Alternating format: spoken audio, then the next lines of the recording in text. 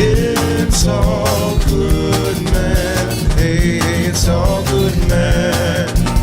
It's all good, man. Hey, it's all good, man. Ladies and gentlemen, it's all good, man. The Better Call Saul podcast. My name is Brian, and with me, as always, is Dave. Dave, how's it going? Pretty good. I'm with you in person right now. I know, and it's kind of late, right? Like, we kind of had a weird go this week. We recorded a preview with the prior, but haven't got it out yet. Right.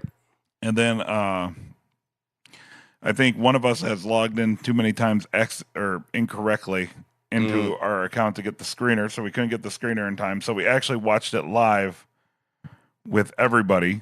Right. And now we're recording afterwards. Yeah. Just like the old days before we got the special permissions. This is like season 1. Yeah. So the weird thing is like I'm still struck by how many commercials there are. Yeah. It's been a while since I've watched the show with commercials. Yeah. Or any show with commercials, because I am a cord cutter. Mm-hmm. Yeah, same here. So it's just kind of, whoa, all right. So anyway, we are talking about episode 409, titled what, Dave? Wiedersehen. And we went through this a couple times, how this was pronounced, right? Yeah, I just actually looked it up on YouTube. Wiedersehen. Wiedersehen. Okay. Wiedersehen. Wiedersehen. And that means goodbye? Yeah. I guess it's auf Wiedersehen. Mm-hmm. But whatever. They shortened it. Okay. Because, well, that's what they wrote on the wall. Yeah. Before they blew it the fuck up. Right. All right. Well, let's just jump into it because it's like, what is it, midnight right now? And we're doing this? Something like that. I don't know. It's raining. Okay. I don't know what time it is. It's rain o'clock. It's rain o'clock right now here in lovely South suburban Chicago. I think west. West suburbs? I think we're in the west suburbs. Southwest now. suburbs. Yeah, okay. Sure, something like that. Something like that. Okay. Whatever. So we open up the show, and Kim is on crutches. The Lubbock City Hall. Mm-hmm. What's she doing? Hobbling on through.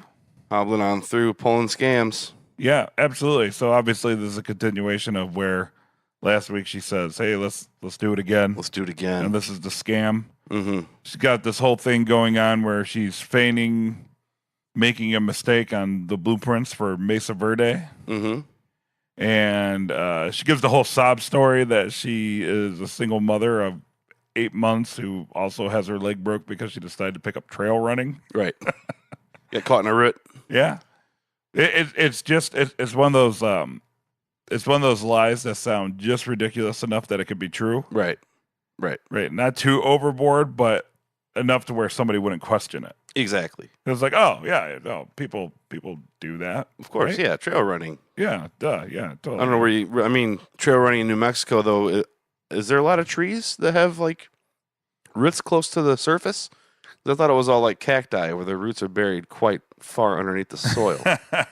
I don't know. Maybe it was like a. Well, she was in Texas though. Well, no. So the lady didn't know that though, right? She's from. No, she did say that that her part of her whole story is that her supervisors didn't know she was even in Texas because like the whole thing is she's supposed to be so concerned. Which I don't understand why they made up names. I thought, wouldn't they know who the representing, like the main lawyer was for Mesa Verde? Like, not the city hall. Yeah. So I guess that they can't bring it back to Kim because they don't know it was Kim that did it. Unless they like saw a picture of her or something like that. Yeah. Huh. Well, I thought that would be something that you could easily like research, but I guess not. I guess it doesn't really matter what her name is, so they make up a name. Right. And then we see Jimmy come in dressed like a typical piece of shit, but Jimmy Buffett fan. Yeah. Well, when he made the comment that he can't run because he's wearing flip flops, I was like, "Yeah, it's your typical piece of shit, Jimmy Buffett fan." Right there.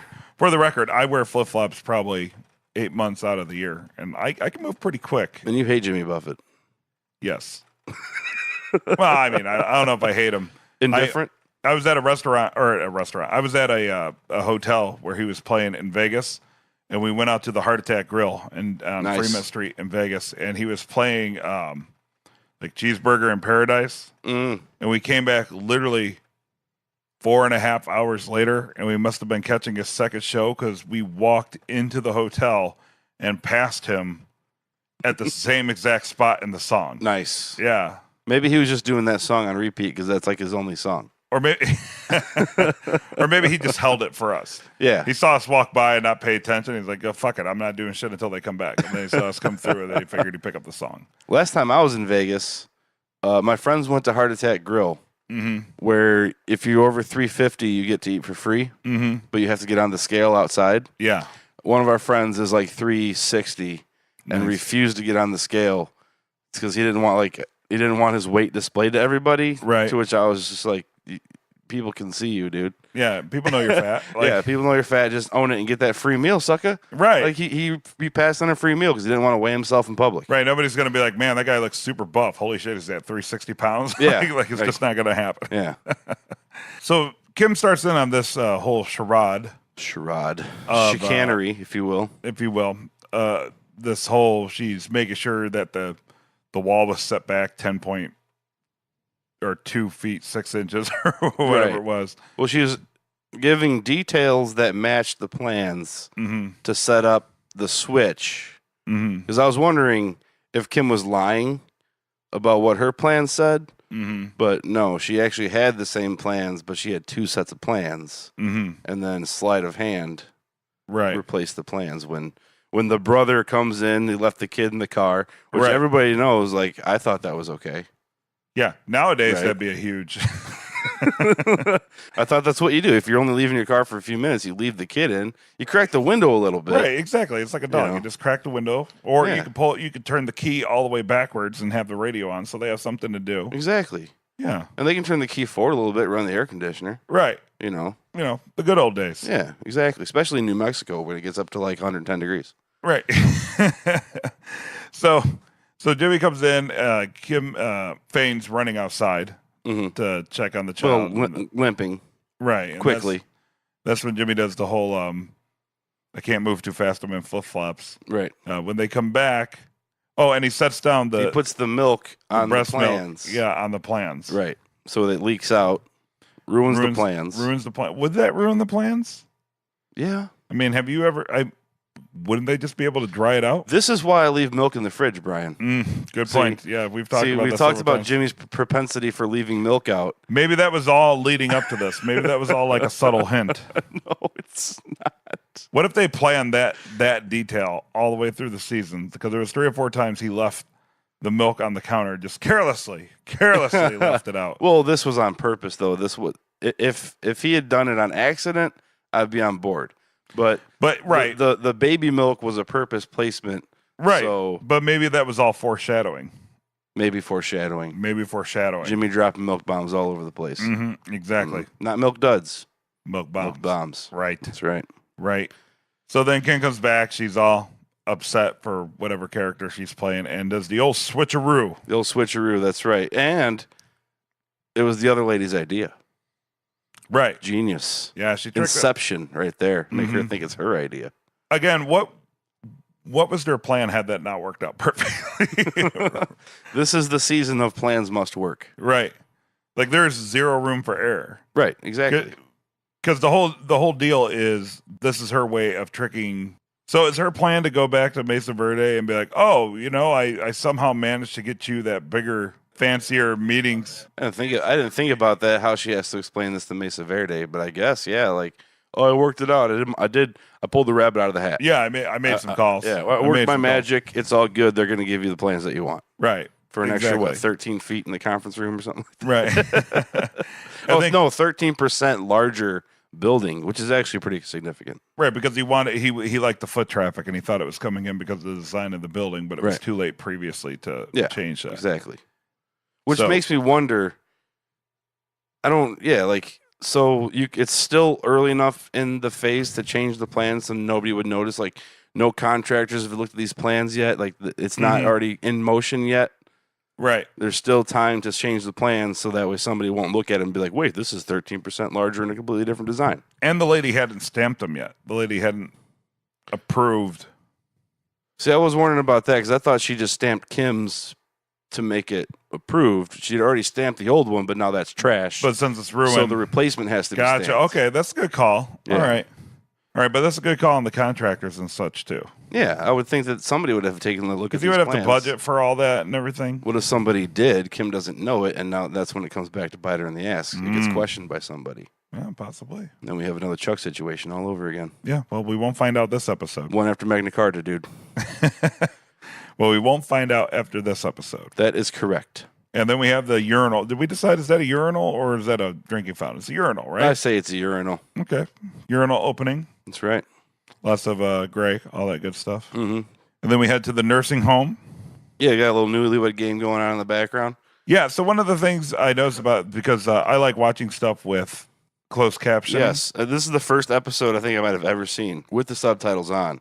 Mm-hmm. And I kept watching because they were showing what the newlywed game was saying in addition to translating the Spanish. Right. So I was trying to keep an eye and be like, is there any subtle Easter eggs going on? Like all the boob references and the, sinking ship. Right. Well, I guess it is one huge metaphor. It's about a sinking ship, and that's kind of what's going on, is everybody's ship is sinking in the show. My whole thought was if somebody was legitimately deaf and never had any like audio context as to how conversations and the outside ambient noises work, they would be super confused reading the Spanish subtitles on the bottom. Because the thing about the subtitles when you have it on the show, I mean, I have a pretty decent sound setup here in my basement. And without the subtitles, you would have never been able to distinguish what the TV show. Maybe it's my setup and I don't have it calibrated correctly, but I don't think you'd be able to distinguish really what they were saying on the TV show. But they were perfectly translated in the closed captions. I think if you had headphones on, if you had it really loud, you could. Probably, because it's that whole trick of if you're reading it and hearing it, then you hear it properly. So I think it maybe if you like really focused or had like a really great environment, you probably could. But casual watching, you would just treat it as background noise. Right. Totally. Gotcha. So cool that they had, because there was even one part where it said indistinct chatter in the background from the TV.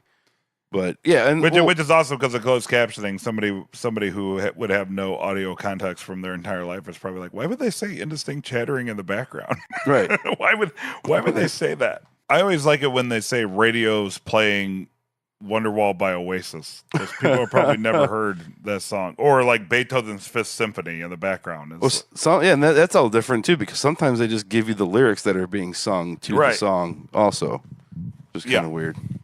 So at the nursing home, Lalo and Nacho are there to see Uncle Tio Salamanca. So how long? So a couple things about this. Nacho obviously is starting to feel left out, right? He's like pushed out. Usurped a little bit. His role has been, but then again, does he really want to be in charge? Because I said this in preview of the prior, which people are going to be listening to the preview show after saw the show before our show, whatever. That you mentioned something about running one cartel while the other one owns you, and I kind of glossed over it. So maybe he's kind of relieved, or like I think he's more worried.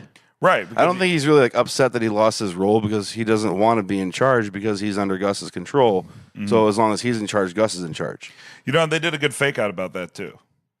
Because when they told Nacho to go get Jello or something, while Nacho's still within earshot, he says, let's talk about the Chilean, obviously talking about Gus. And not the Canadian, which is what Michael Mando is. Right.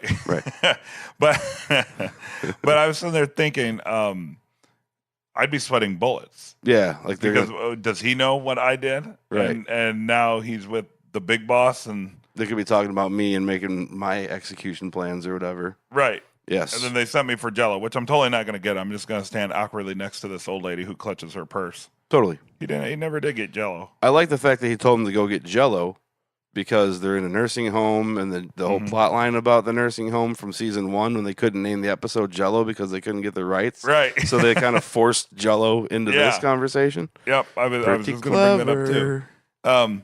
Lalo goes into the story about how at some point Hector, they basically try to strong arm a hotel, the Hotel Tulipin. And when the guy tried to push some bravado and show he wasn't afraid of the Salamancas, they burnt the hotel down. And thus, we found out how Hector got his bell, because it's a souvenir from the burnt down hotel. I kind of like that, actually. Yeah. How long into that conversation did it take you to figure out they were talking that the bell was going to appear? When he pulled out the bell. Really? When he said, I got a souvenir, I think it was when I saw the bell. I don't think I really put that together, honestly, because I didn't really follow what was going on, to tell you the truth. Mm-hmm. I think I was paying too much attention to the background subtitles. Yeah. Because I just heard that they burned something down and that he walked into the fire. Right. So I'm thinking it was a house. No, yeah. So the story they were telling is that they were laughing about the time when they basically tried to strong arm a hotel, and the owner or manager of the hotel tried to act like he wasn't afraid of them. So they burnt the hotel down. Okay. Yeah. So it's a hotel bell, not just like some it's random the front dude's desk bell. Yeah, gotcha. And it's funny because I kind of watched it while you were still driving up here, and I watched it as it was recorded on the DVR, and my wife was down here, and when they said hotel, not even putting two and two together, I just offhandedly be like, oh, that's how he gets the stupid bellhop bell. Ah. It's from that, and then that's how it was. But when he said souvenir, that's when I was like, oh crap, it is the bell. I totally called that just being an asshole. Nice. Yeah. Way to pay attention, because I obviously didn't pay attention to that. By the way, that's the worst thing ever. Anybody out there who aspires to run a hotel, never put the bell on your desk. It's the absolute worst thing ever, because nobody could just ring it and wait for somebody to show up. They'll ring it 4 times before somebody gets to the desk. And even if you're in front of them waiting on it, people can't resist ringing the bell. Yeah, I've been guilty of that maybe once or twice in my life. Yeah, never put the bell up. What's even worse, some hotels have a doorbell, a buzzer, which is even worse because it's so loud in the back. You'll just be sitting there doing paper and bang.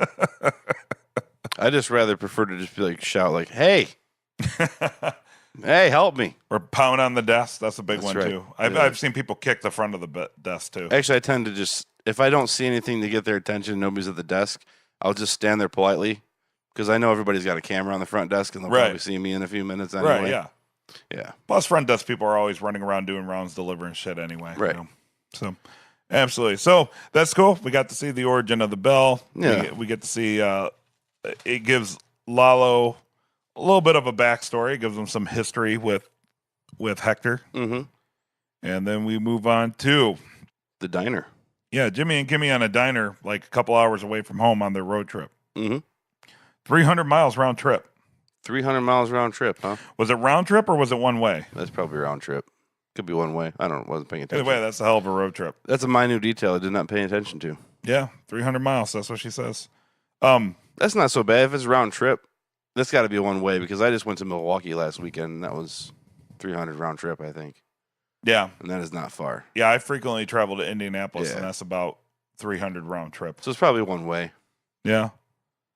Plus Texas. I don't know if you've ever been to Because Texas. Lubbock's on the east side of Texas. I think Yeah. we established that before. So it's like 6 hours. Yeah. 6 like hours a trip to each way. Cincinnati or Nashville, I guess, for us. It's a good thing they, man, it's a good thing everything went as planned. Man, drive 6 hours for 5 minutes and then, or Have even the whole better, thing busted. or even better, it's a good thing that lady didn't come outside to assist a woman in the crutches with her jackass brother and see that there is no Wrangler or kid. They probably stole a car and a baby just to make it legit. I'd like to think so. And then just gave it back. Right. Like, just kidding. They just left it, like when my friend's equipment got stolen outside of a club they were playing. Yeah. They had it all loaded up in a van, and then they go inside and wrap it up, and they come back out and the van's gone with all the band's equipment, and they found it in a parking complex the next day with $10 cash and a note that said, "Sorry, I really just needed a ride home. Here's some gas money." Really? Yes. That's amazing. None of the equipment was taken. That's It's amazing. just some drunk asshole saw a running vehicle and drove it to his apartment and then ditched it with the keys, gas money, and an apology letter. Wow. Yeah. Well, I'd be cool with that. I mean, you know that's what? weird. I mean, they were so relieved that none of the equipment was taken, they were kind of willing to accept anything, I think. Yeah. Yeah, for the story, no harm, no foul on that. I think I'd probably, Yeah. I'd probably be shitting bricks for a couple weeks afterwards, thinking that like my car was on video doing like running through somebody's yard or something. But I guess no harm, no foul. Yeah. And then the next time I was at that bar, another band, somebody was rifling through their equipment. Stay away from that bar. Yeah, doesn't sound like a very friendly place at all. Big keynote of this scene is they get into this debate of using their ability to scam people for for good. Yeah, like Jimmy wants to keep doing it, and then Kim wants to use her powers for good, but then Jimmy calls her out on is helping Mesa Verde improve the size of their building for good. Right. You know, I guess for Kim it is because it's just money in her pocket. Well, yeah. It's not for bad. And she could say that she fulfilled the wishes of Kevin. Yeah. But again, how does she explain that? But remember, Kevin is Lex Luthor, right? Isn't he the evil supervillain? Oh, secretly? Yeah, secretly. And in all the Superman movies, for some reason, Lex Luthor, his big scheme is always some sort of real estate fiasco, which is so lame. It's the lamest characterization of a supervillain ever. Yeah, pretty much. Like, this guy wants to kill Superman because he wants to build subdivisions. That makes no sense whatsoever. No sense whatsoever. I also like. I think they even did that in Batman versus Superman when Lex Luthor was he was basically a Joker type person. I hated that Lex Luthor. Yeah. I don't like Jesse Eisenberg. He wasn't really so much a Joker as he was more Jim Carrey's Riddler from. Yeah, I from guess the Jim Carrey the whole like I'm wacky and crazy, but like Gene Hackman was amazing. I like Gene Hackman's Lex Luthor the best. Mm-hmm. We can't talk about Kevin Spacey because #me too. Right. But Jesse Eisenberg is by far the worst. Yeah. Did not like that character. I just think they don't know what to do with him. Like again, it always comes down to some dumb real estate scheme. Yeah. And I have a bunch of Superman comics right there. And in all my years of reading Superman comics, I really can't remember, and I might just be dumb right now, but like I really can't remember Lex Luthor ever coming up with a real estate scheme. I honestly don't remember what Lex He's Luthor's been plans were from the original Superman movies. It was a real estate scheme. It's all like some dumb shit because he has to build real estate. He was only in the third one, right? I think it was because he sicked the other Kryptonians on Superman in the second one. Yeah, or like release them or something. All I know is if it wasn't for the third one, we don't have Office Space. Right? Don't they say they ripped off Lex Luthor's plan, the whole deposit extra money? Yeah. So, all right. Well, something good came out of it then. But also, to get back on track, but we digress. Mm-hmm. This explains why he's going to call himself Saul Goodman, which we were kind of right about and wrong about. It's not necessarily a fuck you to Chuck. It's that he's going to go after clients that already know him as Saul Goodman. Right. Yeah. Well, so it's cool that they kind of branding hammered that one home. So now we know where that comes from. Right. Yeah. We head down to I don't know. It's not a meth lab yet. I guess it's just an excavated hole in the ground. The future meth lab. Future location. There you go. Future location on the meth lab. And we get to see Wiedersehen written on the big rock. And they totally set this up like he was going to blow himself up. Right? Did you get that? Well, like Kai was going to blow him up because... they didn't. They call Kai the best demolitions guy. So they don't make him seem incompetent. So then I wasn't expecting Kai to like accidentally blow him up. But he was just like super nervous. But this isn't like building the railroads when, a dynamite accidentally exploded. I would think since it's all electronically powered and stuff, you just disconnect the wires. Right. You find the one that's broken, which is what they did. But, accidents happen and things do go off on accident. I think it's easy to interpret the whole thing where he's following the wire and he's going down the stairs and he's starting to freak out. At first, it's easy to interpret that as he's super nervous that he's going to get blown up once he connects the wires. But then, like you pointed out, he's a professional and he works with this team all the time. So I think he was just having more of a nervous breakdown.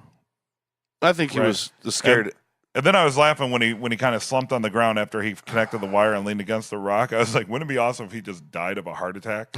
Because then I was thinking, well, now they have a weird problem of what to do with his body. Because like I think everybody's like expecting him to die, but what if just one of them does have a heart attack? What do you do with it then? Yeah. Because now there's a wife on the other side of the world. Right. Missing her husband. All she knows is that he came to do an engineering secret. Well, that's easily explainable. Your husband died on the job. You don't have to get into more specifics. I think they would have to like. If you had a heart attack, you could be doing any job and have a heart attack. So yeah, that's not. Then they'd have to fake a whole job site. No, well, she's not going to fly over here. She's going to wait for them to send the body back. Okay. Right. I don't know. I think that would be easy to explain away. But I mean, I haven't really died of a heart attack while trying to blow shit up in a long time. So I did once. It wasn't fun. No, I don't remember how it all played out. Okay, so here's the thing about what you just said. Mm-hmm. I changed my mind, I think. Okay. Because when the episode ended, I said I hated the ending. Uh-huh. I didn't like the fact that Werner bails, right? Uh-huh. But now having rethought about this whole scene where basically he just had to reprioritize his life because he thought he was going to die, Mm-hmm. now it kind of makes sense that he bails and goes home. Like, that's why he wanted to talk to his wife and see his wife so bad. Gotcha. Because he thought he was going to die, and he doesn't want to die in America. Gotcha. Not having seen his Okay. wife, and, you know. Not bad. Not bad. Okay. One of the things I didn't like... Or he senses that Mike's going to take them all out, and he's just getting out ahead of it. Run while you can. Yeah. I thought it was okay. I was kind of laughing at the big fake out because it was a very tense scene and it went on for a long time. I felt the tension. I was in. They totally set it up like something catastrophic was going to happen, and then he just walks through the plastic, readjusts his hat. He's like, "Well, we're good to go. Like, Right. let's do this." The only thing I didn't like is when they did the typical, they're discussing stuff, and the foreigner, who up until this point spoke really good English, and he does the whole, how do you say, connection? You know what I mean? Yeah. It's always how do you say right before a really simple word in a simple context. That's tropey. And I deal with foreign people all the damn time from all over the world, and nobody has ever said to me, how do you say? Oh, really? I've never had anybody ask me that. Not in that context. Usually if people are speaking English to you, they're more of a tendency to just keep repeating something until you kind of get what they're talking about. Yeah, okay. Like repeating whatever incorrect thing. I'm just saying, I've never heard anybody be like, how do you say connection? Or, you know, or like in whatever dialect they choose to do it. Right. Yeah. All right, sorry about that. We had to take a quick break. Dave, where were we? Oh, we were talking about how Werner went all cougar from Top Gun and turned in his wings. Okay. Nice reference. Thank you. Nice. It's true. Because the whole time I'm thinking, I'm like, I know I've seen this exact plot line before where the guy's life flashes before his eyes because he thought he was going to die and he didn't. It's been done a lot of things, but yeah, Top Gun's like my dad's favorite movie, so I've seen it way too many times. All right. So, and then also here's a issue I had with the second part of this plot. They obviously don't want people to know that they're blowing shit up underground. Right. But dynamite makes a lot of noise. Does. So it would be... It also shakes the earth. Yeah, right? So they try to set it up so this truck drives, and it goes over the speed bump at the same time. So I guess anybody observing this would just associate that sound with the truck. All those people that watch laundromats that are empty in the middle of the night, yeah. Right. But it gives a plausible reason, because if you were driving down the road for whatever reason, you heard the boom and you saw the truck, you might just assume that it's the sound of a heavy truck going over a speed It probably bump. makes, because they had a thing in the back that probably actually would be louder than the boom underground. Yeah. But the truck sat there for a while. Like sat in the middle of nowhere. I would suspect that would be just... I don't find that suspicious. Living near one of the biggest shipping hubs in central Illinois, No, I guess think that's the true. biggest, I see that all the time. There's a cold storage a mile from my house. I constantly see trucks sitting on the side of the road, sitting in parking lots. Guys are lost. Guys are whipping U-turns. Okay. So pretty plausible there. All right. Fair point. Fair point. I was just curious that does everybody in the Salamanca crime family have a CDL? Is that like part of the requirement? Yeah, it's how you get in. It's like the number one thing they look for. Can you double shift? Also another shot of the headlights into the camera. Yeah, you mentioned that. That's Is a that a big pet thing. peeve of yours? You No, mentioned it's that just when it happened. It's a thing that I've noticed 3 or 4 times this year. It's because there's the one that I made the joke about how it lit up Mike from the inside when we turned the headlights on. But I mean, there's been how many times have we seen a car pull up into the camera? Yeah. And then like as the seasons progress, it's gotten more and more like it washes out the camera. Okay. Which is, I don't know if that's some sort of symbolism or something. Yeah, I don't know. It's just funny that you noticed that. I usually notice things like that, but Yeah, but you you usually- mentioned that casually as we were watching. I was like, I guess that's so. But they managed to blow up the rock, so all the Germans got to celebrate with their beer. Mike doesn't want a beer. No. but he does partake, and then they talk it Kai, and it's Kai that talks him into it. yeah. See, Kai's coming around. Well, He's a red herring. Yeah, set I'm it down up- with the red herring. Well, it's proven he's the red herring by the end of the episode. Yeah, it's all set up that he's the big troublemaker, and he's not at all. Right. Well, he does cause issues, but He's they're a not pain in the ass for sure. they're not that bad. Right. Yeah. Definitely Werner has been, which you said in preview of the prior, like he's really the liability. Yeah. From the conversation with the locals and all that Exactly. stuff. So I didn't think about it. In my notes, I said, well, Werner's a big softy. Mm-hmm. And he opens up to Mike because he's been married, 26 years. So therefore, he can't be away from his wife for, Right. I guess they're going on like 8 months now, which I get. Mm-hmm. I get. Lame, but I get it. Mm-hmm. Well, especially factor in the whole fear of death thing that he just had, and it makes a little. See, more I sense. didn't put two and two together. Yeah. I didn't put that together. I just put it as he was a lovesick puppy. Yeah. And he was so lovesick that even though knowingly he went into this situation where he's going to be a made man pretty much for the rest of his life, he just has to be away for a little bit. He just needs the loving embrace of his wife so much that he's going to jeopardize it all. Well, I guess money can't buy happiness. Yeah. I guess it can. It can rent it. Being married for 26 years does. Yeah. I guess. I guess. I'm a pretty happily married man, but at 26 years, I mean, shit, I've been with my wife for 12 years, and even I could be like, I could be 8 months. Yeah, to be set the rest of my life, I'd be like, take care of the kids, woman. I'm I'm a working man. Try not to fuck any dudes while I'm gone. So I've made a bunch of try not to hump my friends again. Without me there this time. Yeah.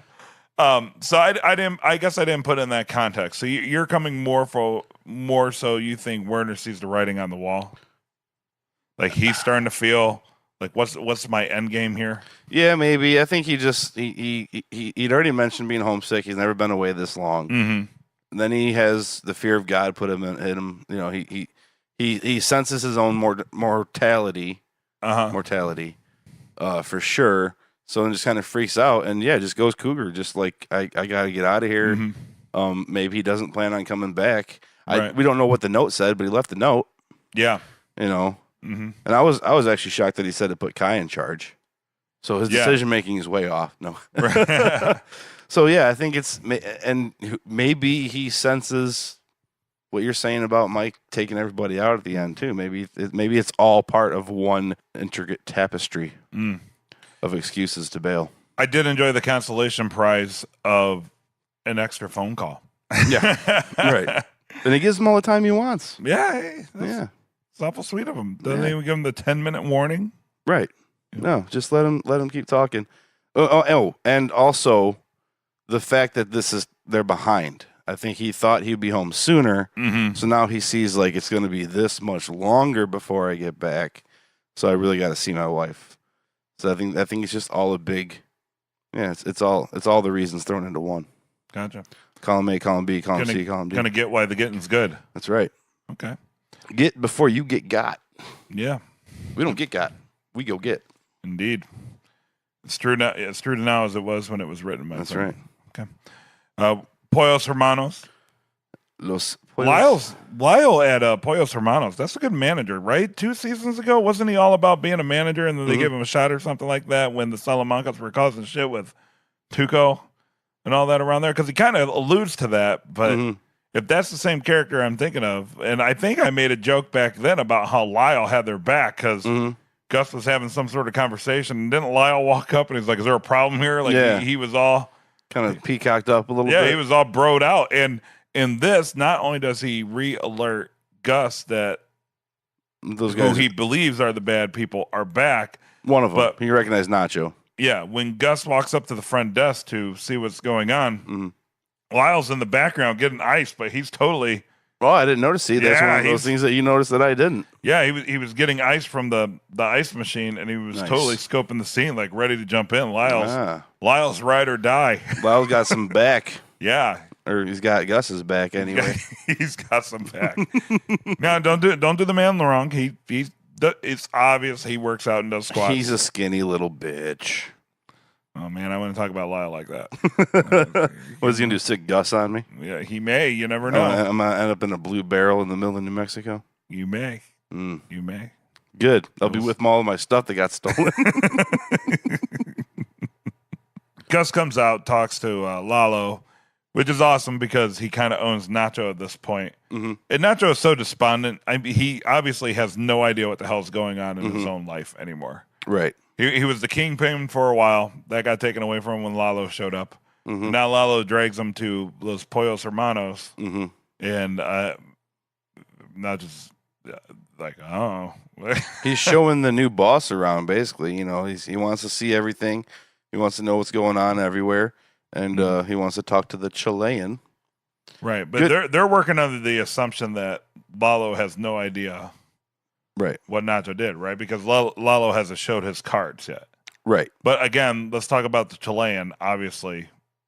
I feel it's foreshadowing. I mean, I guess in the context of the story, it's kind of alluding to the fact that somehow out of dings on a bell, Lalo got information about, well, we don't know what he asked about. Right. But you heard the dings when Nacho was getting Jello, quote unquote. Right. Right. But Nacho's not really aware of what they talked about. And Lalo was really kind of cordial there. Well, he knows the whole story of Gus saving Hector, giving him CPR, the chest compressions, and all that stuff. And he knows that Gus helped him get the help. Yeah. So he's got an inside guy to the situation. Yeah. I guess that would be Victor. Was Victor there when that all went down? Well, your theory is that that's who told Lalo. Because Victor does work for the Salamancas, right? He's not one of Gus's guys? I believe so. It's hard for me to keep track anymore. Because that is actually kind of important. So I was way wrong, and Victor actually works for Gus. Mm-hmm. So there goes my whole stupid theory about Victor told Salamancas and Lalo what's going on. So now I don't think Lalo knows that Nacho is responsible at this point. Okay. Well, he's still there for the reasons that we talked about, to take over and run the ship and all that stuff. But now I don't think that So maybe his big. Remember, I just said that he was always referring to Nacho as Varga, and he keeps making a point to be like, "You're not one of us. You're not a Salamanca." Right. Maybe that's what was eating him up, because Nacho was living high on the hog. Yeah. And he saw that as his duty to appear. And why is this non-blood person of our family running our family, or having such a big role in our family? Exactly. So you got to send in the blood relative from out of town to right the ship and deal with Gus. Right. I did like Gus didn't take the bait to talk shit about Don Eladio. Right. He's just like, I'm happy with our arrangement. Well, he is happy with the arrangement. And maybe he disagrees. Maybe he doesn't think Don Eladio's, that there is like the bad blood. Well, he's downplaying the bad blood because he's playing the long game. Right. Because there's a similarity, which I also kind of wrote down at one point. There's a similarity about these guys that are so evil, and they take their time with certain people and like offing them or killing them, that allows more things to happen when you could just kill the person. Right. Like you're keeping Hector alive, and he makes it like half of Breaking Bad or whatever. Yeah. So I think Gus is actually the one that's enjoying the bad blood, not Eladio. Gotcha. But Lalo was totally trying to bait him, because he even said, "Yeah, no, I'm just kidding. Like, don't fuck with Don Eladio. You'd be crazy to do so." Yeah. Yeah. Well, good job on Gus seeing that coming a mile away. I also enjoyed the total disrespect. They made it a point to show that Gus multiple times, takes very good care of the outward appearance of Los Pollos Hermanos. He's always freeing garbage and Lalo cleaning, dude. Yeah, freeing cleaning. And Lalo tosses the cup out the window. Yeah, that's a nice little jab right there. Good dick move. That's right. Also, or maybe that'll be the thing that sets Gus off. Because I'm sure Lalo. I'm sure Lalo hasn't seen Gus sweep Los Pollos Hermanos as much as we have. But maybe it's just one of those little things where Gus sees that and it's like, that motherfucker. The single tear, like the Indian from the commercial. And he just goes ham on everybody. Yeah, the proverbial it has now been split to on. It's on, yes. It is now. It's like he danced back. Right. That's right. Gus danced, Lalo danced back, now it's on. Exactly. I did notice how Lalo was like, so you get 6 keys a week. Because remember, there was 5, and then like Salamancas get 6, and that was like a whole big deal. Yeah. So now that is the established number, 6 keys a week. Yeah. Cool. It's almost like a Beatles song. 6 keys a week. right? That's the one you're It's referring 8 days to? a week, but yeah. Fuck. No, I'm you not had it gonna lie. right. I don't like the Beatles either. You had it right. It's just it's 8 days a week, not 6 days a week. The Beatles aren't bad. They're just not my style of music. They're just not good. Yeah. No, they're awesome. Yeah. As an audio engineer, I have to have a special appreciation for No, the Beatles. I totally get their place in rock Not and their roll songs. history. Yeah. Their recording techniques. Yeah. They pioneered recording techniques. Like I said, I totally respect their place in rock and roll history. Mhm. Just I don't particularly enjoy their music. That Yeah. doesn't mean it's not good. It's just not something I would listen to. Right. Overrated. Yep. All right. So Jimmy at the hearing. What? Jimmy's at the. Oh, I get what you did there. Hearing. The hearing. I fell for that earlier tonight too when you did that. God damn it. Okay, so Jimmy's at the hearing. So this answers a question. Okay, I thought you were going to do the whole what thing. This answers a question that one of our listeners tweeted. One of our nerd friends tweeted to us about Jimmy being able to practice law. Mm-hmm. So his time has been served. It was a closed case. Mm-hmm. He did have the year suspension knocked out, Yep. but he needs a hearing to be reinstated into the bar. Mm-hmm. And that's what we were confused about, and we had discussed in a couple episodes. So Yeah. that question finally freaking answered. Right. Yep. So a lot of legal mumbo jumbo and back and forth, and there's some big parts of the scene. The one thing I enjoyed is when he was stating the references from his previous managers that he got, and he had 3 Silver Circle Awards, which was a sales award that he only got because he was buying cell phones for Right. himself. Mm-hmm. I enjoyed that. Yeah. I don't know if anybody caught it. I mean, it's not like it was like that hidden of a thing, but that kind of made me chuckle. I caught that. Did you catch he has a new outlook on client relations? Yes. I like that a lot too. Yeah. I looked at you when he said that because I figured there'd be something you'd really pick up on. Jimmy gives this big impassioned answer about the wall, about what the law means to him. Mm-hmm. Right. And he even started off by citing Chuck's school. I went and looked that up because I couldn't remember. Mm-hmm. But Chuck went to Georgetown, and he's like, "Oh, if I would have went to Georgetown or Northwestern, which is near us, by the way." I enjoyed his use of the word capricious. Mm-hmm. As you would, Yeah. as you are wont to do. Yeah, I'm kind of a wordy guy sometimes. You like them $5 words. For as dumb as I sound half the time. Yeah. Mm-hmm. Obviously, eventually we find out that they think it's not very sincere, right? Jimmy goes out. He's kind of disappointed. It's like when you go to a job interview and they tell you, "Oh, like, we'll call you in a couple weeks." Mm-hmm. Right. You know, you're not the guy. Right. And so like, he had an idea. So he sits in the hallway. He almost tackles the stenographer. Mm-hmm. She doesn't want to tell him that they pretty much decided to no. Mm-hmm. And then he runs through and tracks down the guy in the stairwell. Mm-hmm. And finds out that they think he's insincere. I thought he was pretty sincere. Well, I actually wrote down that he was sincere, and that is quite ironic.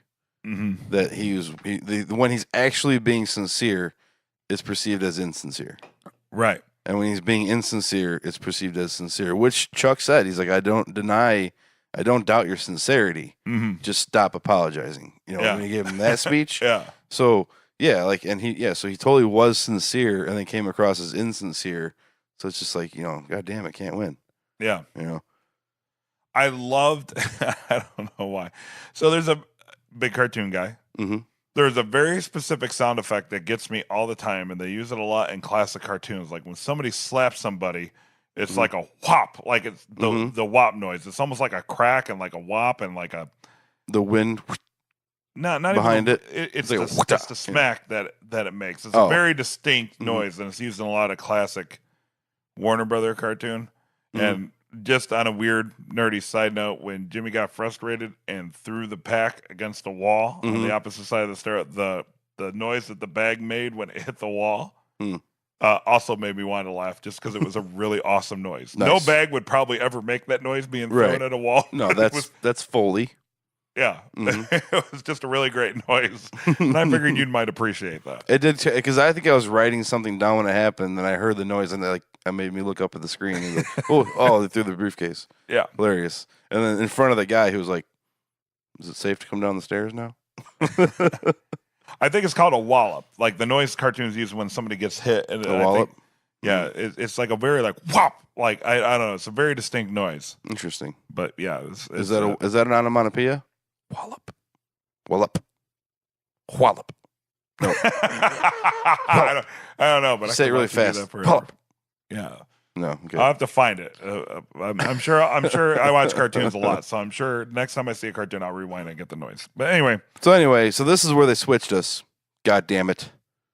They had me thinking like, all right, he's going to be back in law.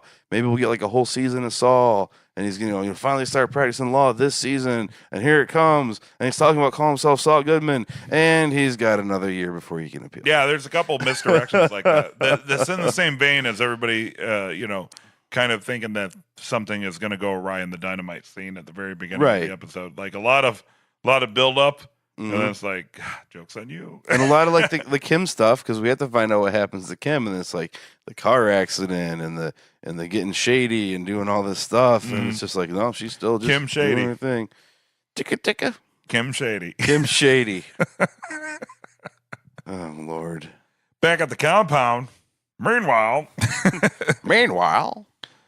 basically the whole thing is Werner's on the phone. Time. And Kai cheats at volleyball. And Kai cheats. I wrote that down because I don't know. And you even asked how do you cheat at volleyball? Right, I did ask that. I think he's palming the ball. Probably. Maybe he's like, it's not on the line, dude. Mm-hmm.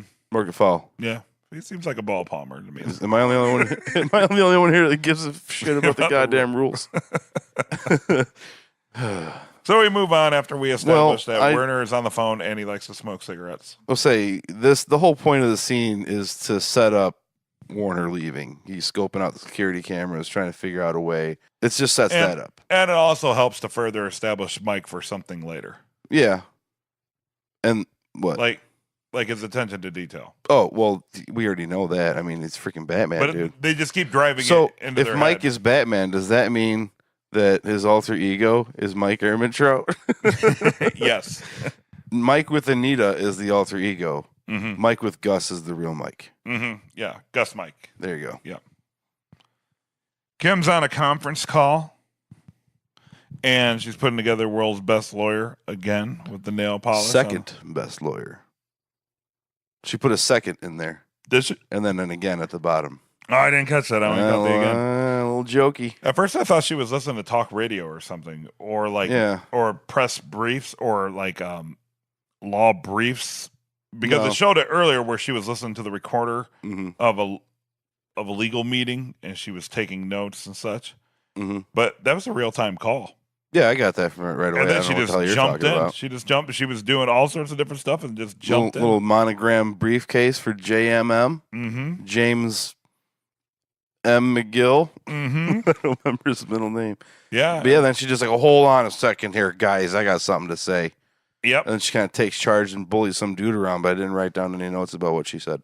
Yeah. She was pretty much basically, don't fuck with me, guys. Like, come on. Right. It was like this. I could sum it all up in one word. It was just, dude. Yeah. That was it. Kim was just like, dude. Dude. Bruh. Right. Like basketball. Just dude. Dude. Dude. And this leads into the whole, gets a call from Jimmy, which prompts her to go stand on a parking garage roof for some reason, which I don't get. That's where her office is. Oh, yeah, I guess so. For some reason, I guess I thought that she was or something like that. I guess. Okay, so she's there. Jimmy comes up all indignant, and they have a huge, huge blowout. That's where he drops the F-bomb. For the second time this season. Yeah, can't sell cell phones for a fucking year. Can't sell cell phones. Sell. And Howard told him to fuck off. And Howard told him to fuck off.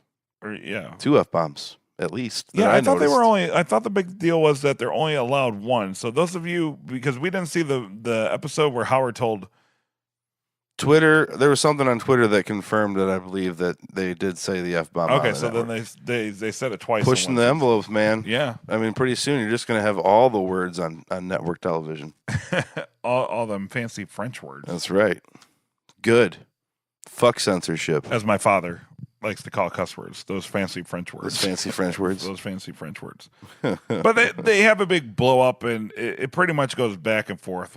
Great acting, good scene. Yeah. The only thing I noticed out of the whole thing was that he didn't talk about Chuck, which makes them think that he was insincere because they know the details and all that stuff. And then his response was like, "Why would I talk about Chuck?" Yeah. Like literally, like Chuck was born and then he died. Yeah. Like he is so over Chuck to a point that is probably not healthy.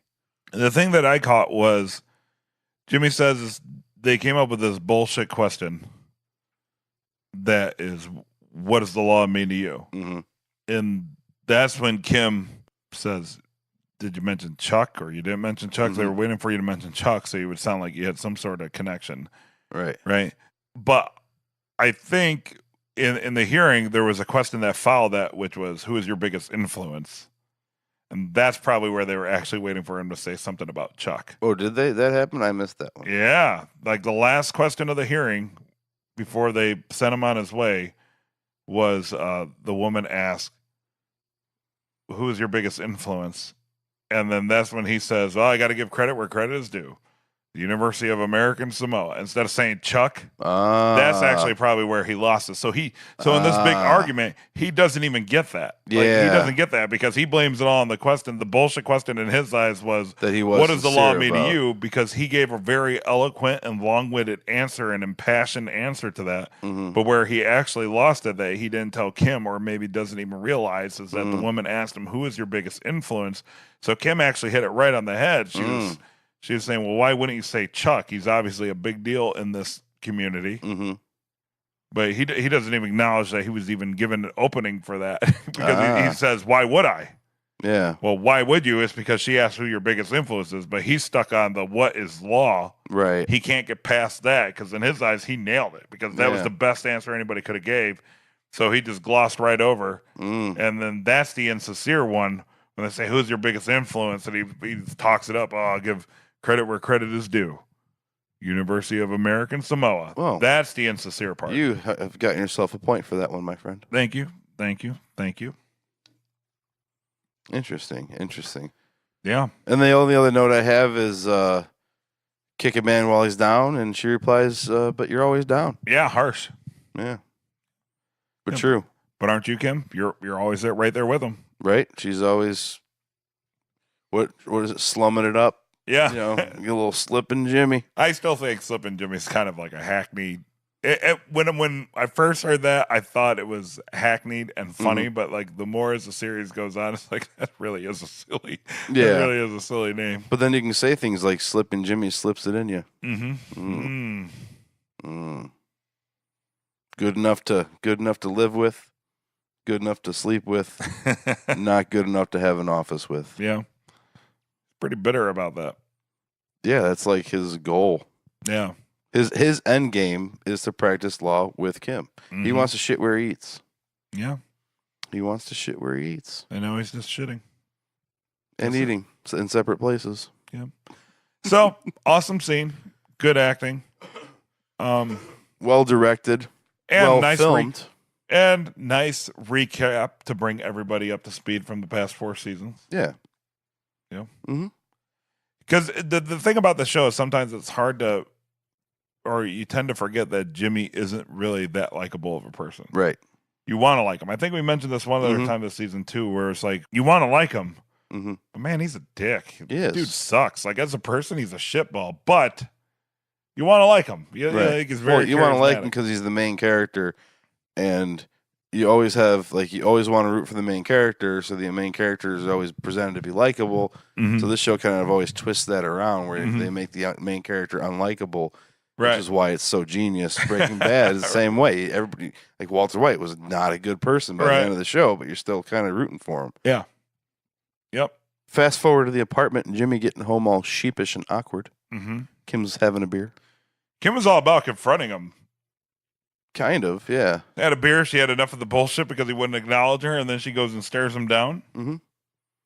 But it didn't seem like it wasn't. I don't think a stare down or confrontation. I think she was ready to have it out. I think she was saying, "Okay, so you're gonna ignore me now that you came back to our house."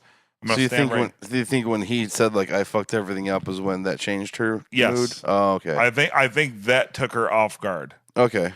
I think that took her off because she look at her face. She was totally like, "What do you gotta say, dude? I'm right here. Let's do this." You know, she was ready to go. She was at home doing that whole thing where you rest your elbows on your knees. You know, drinking beer. She's ready to rock. Probably sitting there thinking, "How's she gonna confront him?" Comes home. Having that imaginary argument in your head that never goes the way that you imagine it. Yeah, he comes home. He's like unpacking shit, totally ignoring her. So she's like, well, congrats, because now I'm in your personal space. What are you going to do? And then he does that thing. Yeah. Which is probably just bullshit. Probably. Yeah. But I thought there was sincerity to the part where she's like, well, what do you want to do? You still want to be a lawyer? Mm-hmm. And he's like, well, yeah. And she's like, well, we can start with that.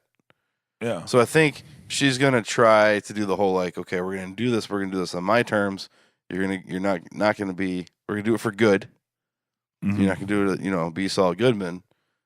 And then eventually he's gonna fuck that up. No, I'll take a contrary idea to that. I think that she obviously understands that he's never going to change, and she obviously gets that aspect of his personality because she's been involved with it several times now. Mm-hmm. So I think what she's going to do is, because she's a sucker for Jimmy. She even said that pretty much herself. Like, I have an awesome job, and for some reason I drop all that because you admitted to felony on a tape. You know? Yeah. Right. So I think she's just kind of giving in. You want to be a lawyer? He says, yeah. And she finds a way to make Saul Goodman his lawyering identity. Like bypassing this whole bar thing? Yeah. Maybe.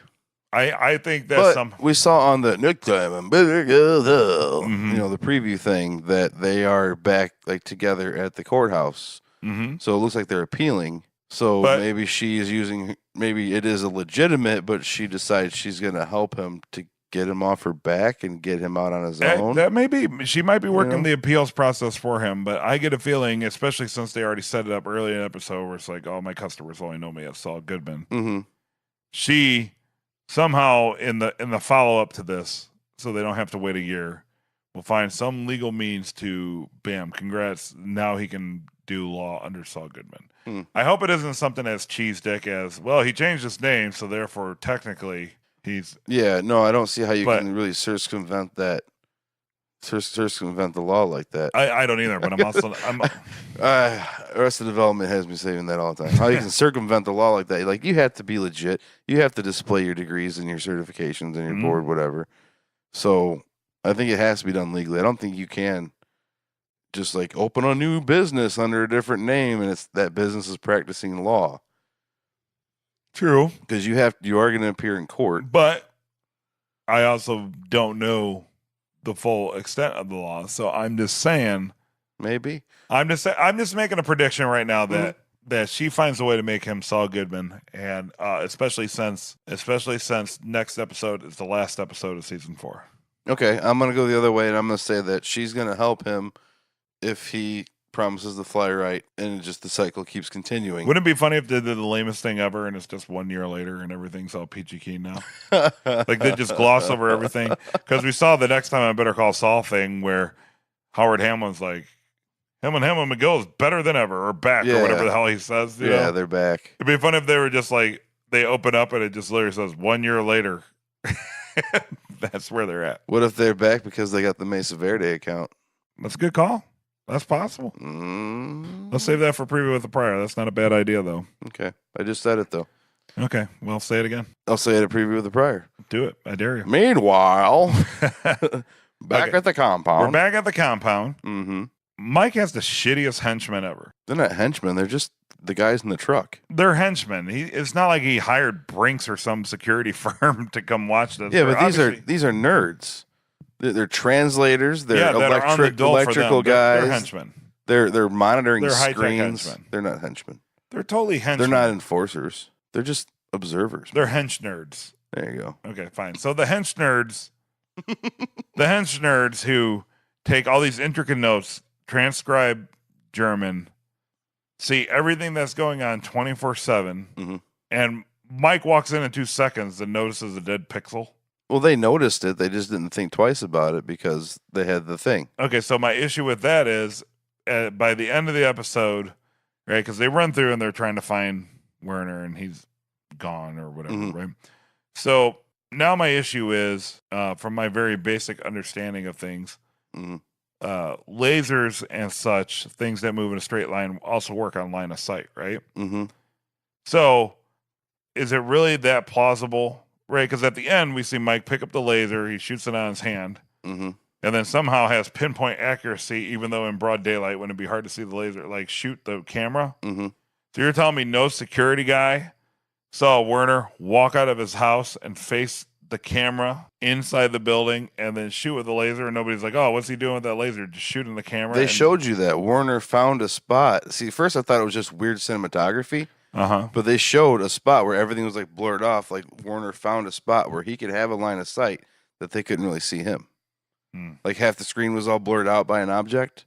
Yeah, at first I thought that was just weird cinematography, like his eyesight blurring or something like that. But I think you know what they did, right? Because it moved from left to right. Yeah. And there was a blur in the middle, and I remember being like, why the fuck would they do that? Like, that was him finding a spot that he could shoot the camera with the laser without being seen. Okay. Yeah, okay. That makes sense now. Okay, well, I take that back, but the hench nerds are still dicks. I'll take a point. I still feel you'll get 5 for that. I still feel like they should have noticed. Well, you can get a point. You can get a point for calling them out because, yeah, they didn't look more into it. They thought it was just some random power surge. All of a sudden, it's pixelated. They weren't suspicious at all that maybe something had happened. But then again, they didn't have the conversation with Warner about him being homesick and wanting to leave. But they've been listening. But they're on the listening phone. to him talk to his wife. But I guess to them, like, oh, he talked to his wife. He's over it. He's fine. Where Mike is more like, something's up with this guy. So do you think Werner had some sort of backup plan to where when he was talking with his wife, he had code words and such? And I was wondering if he was like using code words because the way they kept saying like they were describing the conversation to Mike.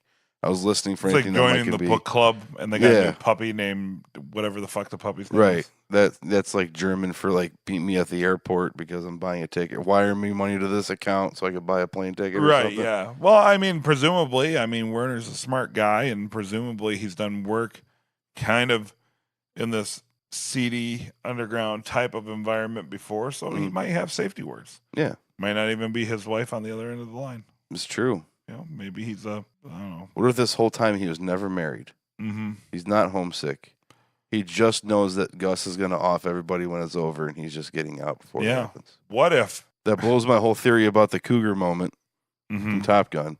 Yeah. The life flash before your eyes, reevaluating things. Well, still blows that theory out of the water.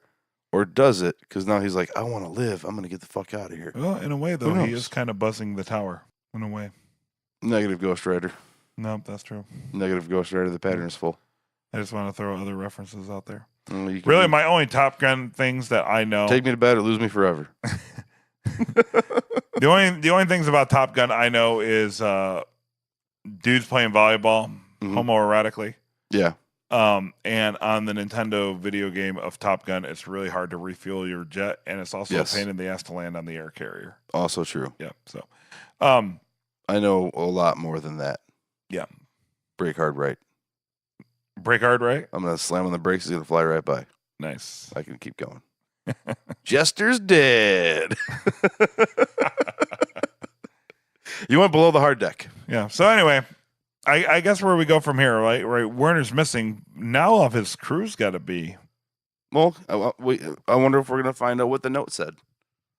I mean, did he specify? I bet we'll find out next season. He already told Mike to put Kai in charge, but Mike is suspicious of Kai. So okay, what if that was the note was just the detailed directions because he was skating anyway, so he was trying to hold up his end of the bargain even though it wasn't agreed to, and he's just like, well, I think that's exactly what the note was because there was note and plans. He had written out plans. He left a note.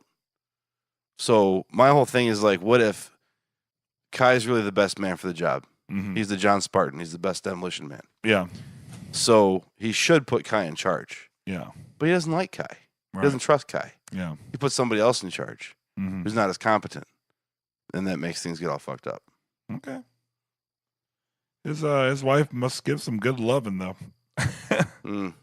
Right? My parents have been together. Magical vagine. It has to be, right? My parents have been together 50 years, still kiss, and like my dad, when he walks past my mom, will still like pat her on the ass when he walks. They still act like high school sweethearts. And my dad probably would not think twice about being away from my mom for a year. You know what I mean? Like it just seemed it is possible. It's possible because I've known a lot of friends who are completely lovesick, which is cool. You know, I just feel like there's something about it not sitting right with me. It just seems, unless What if Werner just actually had this big plan basically to bilk Gus? But like you said, maybe he's not married. Maybe this is all just some sort of elaborate scheme on Werner's end. No, because he's going to cost himself a lot of money by not finishing the job. So that's not bilking. I really think 100% honest opinion is what I said before about the near-death experience makes him reevaluate his priorities. Now he has to get home to see his wife. Okay. That's what I'm thinking at all costs. Okay. Not bad. And we could talk more about it with Preview with the Prior. Hopefully we'll get it out this week before the season 4 finale.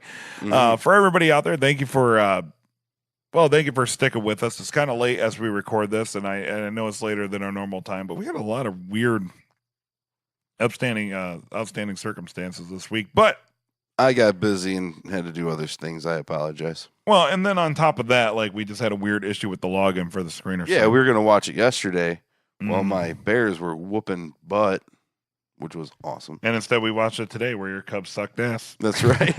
Right? One more game to go. I don't see them winning this one-time game. So tell us what you're probably going to be listening to this while the game's on. So tell us what you thought about this week's episode, about the penultimate episode 409. Let us know what you think about it. Make sure to hit us up on Twitter, ISGM Podcast. Hit us up at host@itsallgoodman.com. And, of course, you can find us at Facebook if you know how to search on Facebook, which everybody does. So why don't you do that and drop us a few lines? Make sure to get your comments in and iTunes review. So Dave has something to do on Preview with the Prior. And for those of you listening on TV Time, we haven't forgot about you. I'll try to get some more stuff from TV Time next week. And with that, Dave? Listen to my other podcast, What's Going Down in Downtown J-Town, where we talk about what the fabulous things are happening in downtown Joliet, Illinois. Call us idiots, call us geniuses, whatever. Just call us. Hey, it's all good, man.